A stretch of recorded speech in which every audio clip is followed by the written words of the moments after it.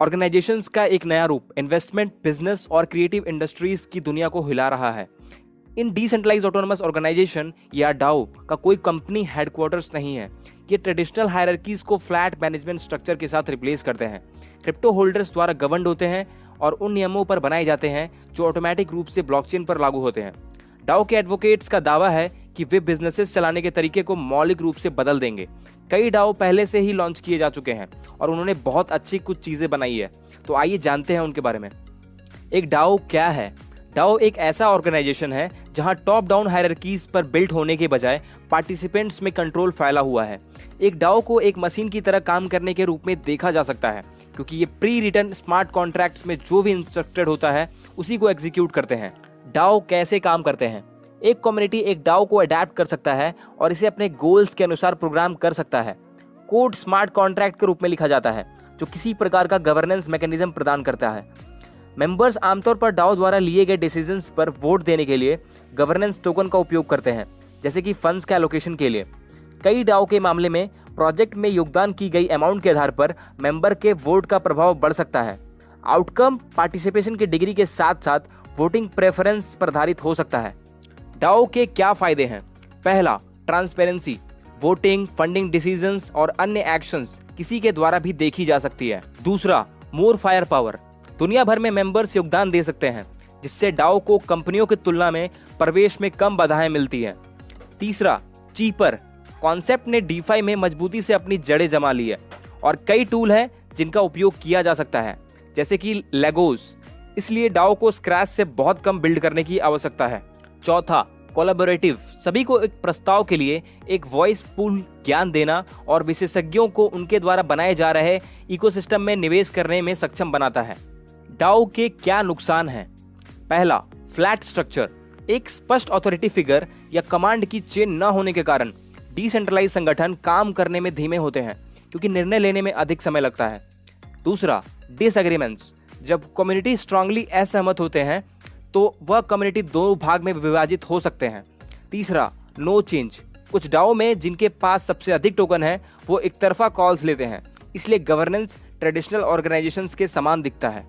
डाओ सभी शेप्स और साइजेस में आते हैं, जैसे पहला, क्रिप्टो प्रोजेक्ट्स। क्रिप्टो प्रोजेक्ट्स को डाओ माना जाता है यदि वे डिसेंट्रलाइज गवर्नेंस द्वारा प्रबंधित होते हैं, जहां टोकन होल्डर्स प्रोजेक्ट की डायरेक्शन में वोटिंग कर सकते हैं, जैसे बैंकलेस डाओ। दूसरा, ग्रांट फंडिंग। एक डाओ का उपयोग निर्धारित क्राइटेरिया के आधार पर ऑटोमेटिक रूप से डेवलपमेंट फंड्स को प्रदान करने के लिए किया जा सकता है, जैसे मोलोक डाओ। तीसरा, इन्वेस्टमेंट।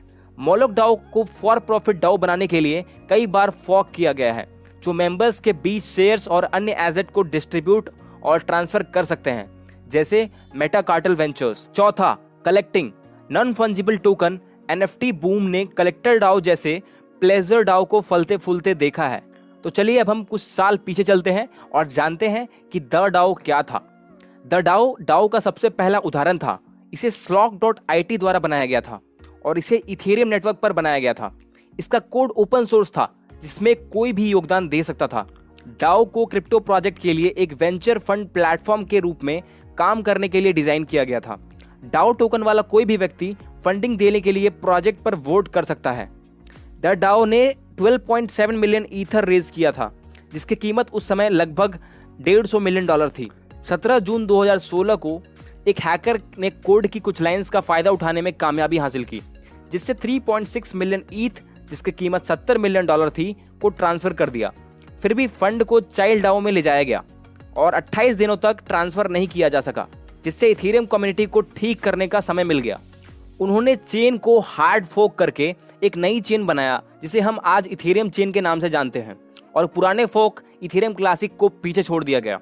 इस फोर्क के दौरान उन्होंने ब्लॉकचेन को फिर से रीराइट किया ताकि हैक कभी ना हो, जिसका अर्थ है कि ब्लॉकचेन अब अपरिवर्तनीय था। डाओ पर विकास जारी रहा, लेकिन लाइमलाइट से बाहर एरागन, डाओ स्टैक, डाओ हाउस और कॉलोनी जैसे प्रोजेक्ट्स ने ओरिजिनल डाओ से महत्वपूर्ण सबक सीखे हैं और अब कुछ सबसे बड़े डिसेंट्रलाइज फाइनेंस डीफाई प्रोटोकॉल के लिए डाओ का निर्माण और संचालन करते हैं। 2020 के डिसेंट्रलाइज फाइनेंस डीफाई बूम ने डाओ के लिए रुचि की एक नई लहर रहा दी, जिसने कई प्रमुख प्रोजेक्ट्स को रेखांकित किया। वीडियो खत्म करने से पहले मैं आपका ओपिनियन जानना चाहता हूँ। क्या डाओ कंपनियों के संचालन और धन जुटाने के तरीके को बदलना शुरू कर देंगे? आपको क्या लगता है? हमें कमेंट सेक्शन में बताएं। हो सकता है जल्द ही आप भी एक डाओ के मेंबर होंगे और अपने बिजनेस को आगे बढ़ाने के लिए वोट कर रहे होंगे बिना बॉस को बताए कि आपको क्या करना है। मुझे आशा है कि आपको ये वीडियो पसंद आया होगा। अगर आज की इस वीडियो ने आपकी क्यूरियोसिटी जगाई है तो इस वीडियो को लाइक कीजिए और इस चैनल को सब्सक्राइब कीजिए। और अगर अभी तक आप इस वीडियो को देख रहे हैं तो इस वीडियो को कमेंट सेक्शन में एक ब्लू हार्ट छोड़िए, ताकि इससे मुझे पता चल सके कि आप यहां तक वीडियो को देख रहे थे। तो मिलते हैं अगले वीडियो में, तब तक के लिए टेक केयर।